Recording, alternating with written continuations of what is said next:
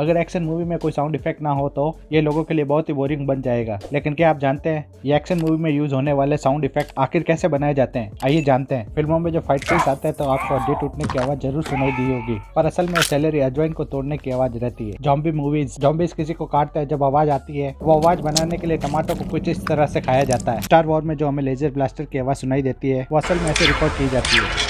Bomb blast की आवाज कुछ इस तरह से रिकॉर्ड की जाती है।